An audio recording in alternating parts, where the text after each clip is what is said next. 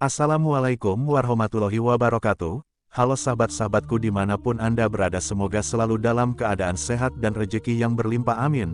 Selamat datang di channel kami Simbar Mayuro. Saya akan membagikan sebuah cerita sejarah untuk Anda mengenai nama Desa Tanara dan Masjid Agung Sunyararas. Kami sajikan cerita ini semoga menambah wawasan untuk kita semua. Untuk selanjutnya mari kita mulai. Masjid Sunyararas merupakan salah satu masjid kuno bersejarah di Banten, tepatnya di lokasi Tanara. Keberadaannya kurang populer jika dibandingkan dengan Masjid Agung Banten di Banten Lama, meskipun kedua-duanya merupakan salah satu tujuan wisata religi bagi sebagian masyarakat Indonesia.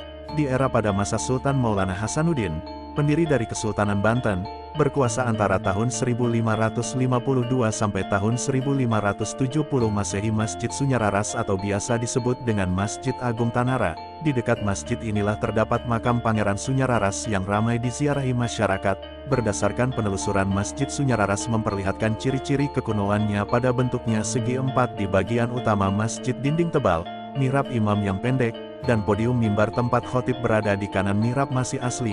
Meskipun telah mengalami perbaikan, tetapi struktur aslinya tetap terlihat dan keasliannya masih dipertahankan. Dalam peninggalan kerajaan Kesultanan Islam di Banten menarik untuk digali dan diteliti, dan diperbincangkan. Dari masa awal Islam saja masih banyak hal yang perlu dikaji, apalagi jika ditambah dengan masa-masa sebelumnya. Pada masa-masa awal perkembangan Islam di Banten, misalnya, suatu khazanah Kesultanan Banten yang terkenal adalah situs Banten Lama. Di dalamnya antara lain terdapat Masjid Agung Banten, makam Sultan Hasanuddin, dan banyak lagi yang dapat disaksikan di Museum Situs Banten Lama Serang.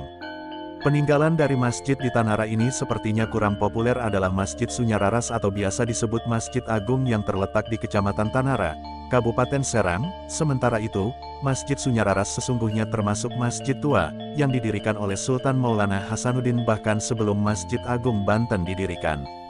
Tidak jauh dari Masjid Agung Tanara ini juga terdapat makam Pangeran Putra Sultan Hasanuddin yang selalu ramai oleh para penziarah. Kompleks makam ini terpisah dari letak Masjid Agung. Pangeran Sunyararas dikenal juga dengan nama Pangeran Tajul Arsi, merupakan anak kedua dari Sultan Maulana Hasanuddin.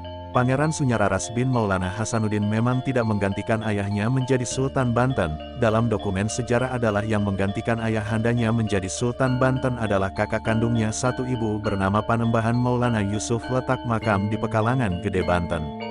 Ibunya adalah Nyai Ratu Kirana Purnama Sidi, putri Raden Fatah, Raja Demak Bintoro. Mengutip kembali dengan cerita Pangeran Sunyararas, dalam diri pangeran mengalir pula darah raja-raja Majapahit.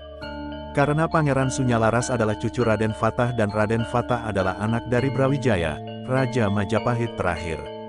Masjid Agung Tanara dulunya masih merupakan rawa-rawa ciptaan dibangun oleh Sultan Maulana Hasanuddin yang difungsikannya untuk beribadah juga berzikir. Di sanalah pada masa-masa perkembangan awal Islam di Banten. Ketika Pangeran Sunyararas datang ke Tanara, rawa ciptaan yang didirikan oleh ayahnya itu lalu diubahnya sebagai masjid dan mulai difungsikan sebagai rumah peribadatan bersama umat Islam.